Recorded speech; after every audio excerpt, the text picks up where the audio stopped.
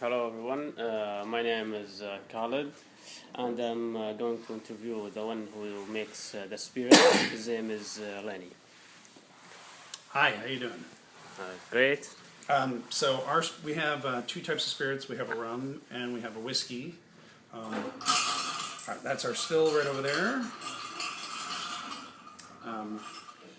Our rum is molasses based. And we do our fermentation and everything here. We have a column still that we use for it. And our whiskey is primarily corn based. We have the whiskey is a 4-year aged whiskey, and then our rums come in 4 flavors. We have a silver rum, which is just a nice light silver rum, a gold rum, which is lightly aged. We have a ginger flavored rum, and we have a coffee flavored rum. And for the coffee, we use locally roasted coffee from Portland Roasting. All right. Well, what is the difference between beers and spirits? Well, beer, wine, and spirits all start the same. You start with something that has a sugar, or you start with something that has a starch. You heat it up, you let these little yeasty guys run around in it, and alcohol is a byproduct. So it all starts out kind of the same way. Here, I'll come on over here. So this is our still. It's basically a big hot water heater, kettle. We fill this up to water about here. We get it up to boiling. We let it boil for about 10 minutes. That's just to kill any yeast or bacteria that are floating around. Then we let it cool down. And we put in molasses like this.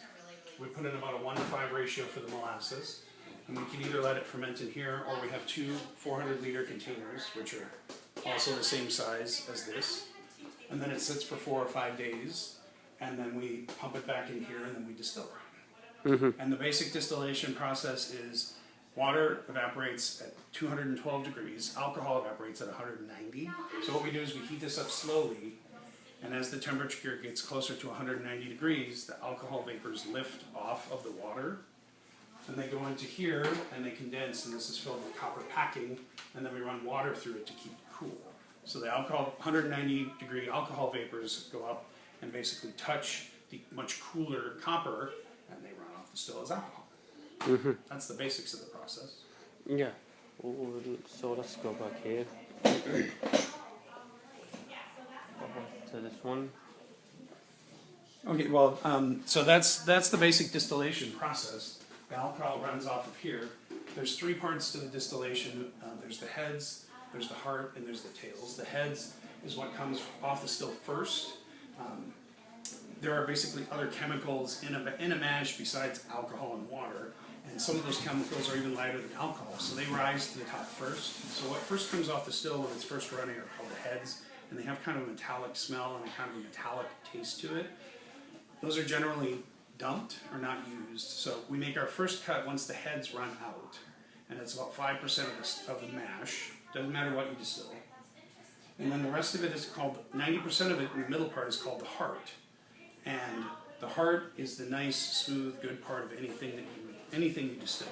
When we do rum, it tastes like molasses.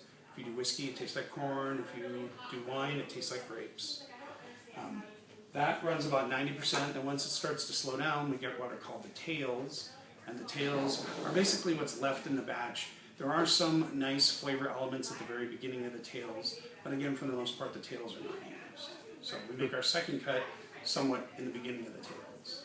And that's the basic distillation process. And you know, this is yeast, and this is molasses.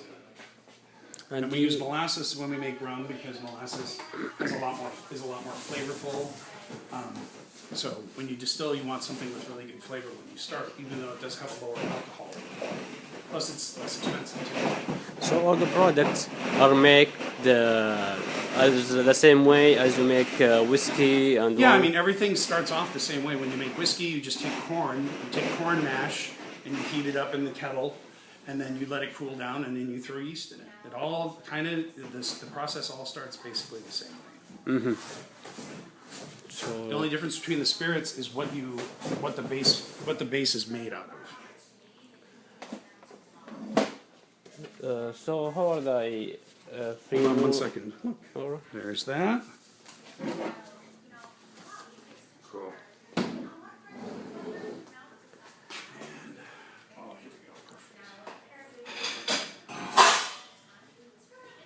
bourbon in there because it'll be easier for you to draw out. Let me get you a syringy thingy.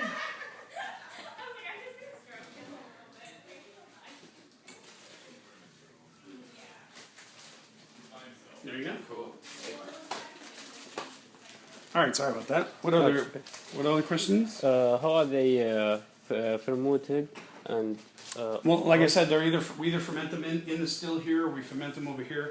Spirits are only fermented for a few days, so it's not like beer that ferments longer, or wine can ferment for quite a bit longer. In spirits, we go for a pretty short fermentation for those. like how long does 4 or 5 days. That's good. Alright. When the process involved in each step, I think we answered that Yeah. already. What are spirits made of? Rum has to be made from cane sugar. Vodka can be made from anything. Whiskey is generally made from corn, but it can be made from any type of grain. And tequila has to be made from agave. Just dump the whole thing. Yeah. What about the settlement? Is that alright? Oh, there's floaties in there? Yeah. Oh. Got a bad batch. No, that is not whiskey. I'm glad you pay attention. Hold on. No, this is a strawberry liqueur I made. I just stuck it in the wrong stack. Okay. So, A+ for you for paying attention.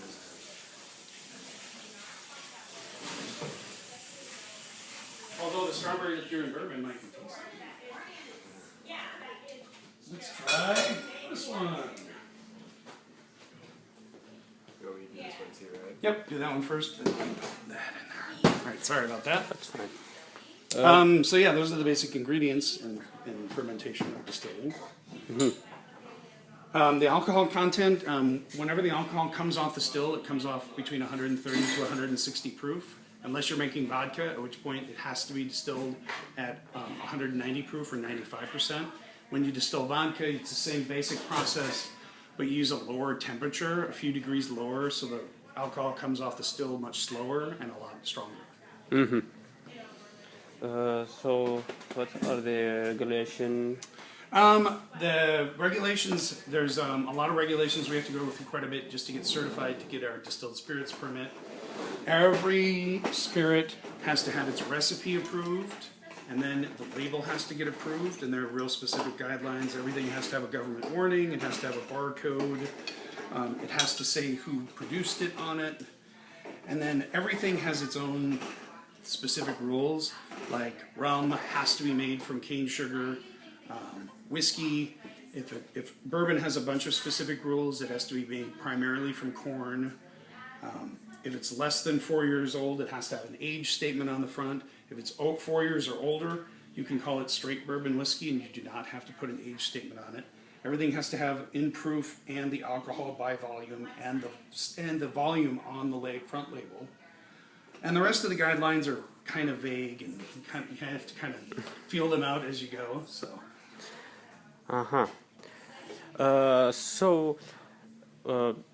Does each product has a color depending on the fruit or the product that it's made from? Well, is every product dependent on what it's made from? Yeah, like I said, a whiskey has to be made from a grain, rum has to be made from cane sugar, brandy has to be made from fruit. So you can't make something from corn and call it a brandy. All right. Thank you, Manny, Sure. and I really appreciate that. Not a problem.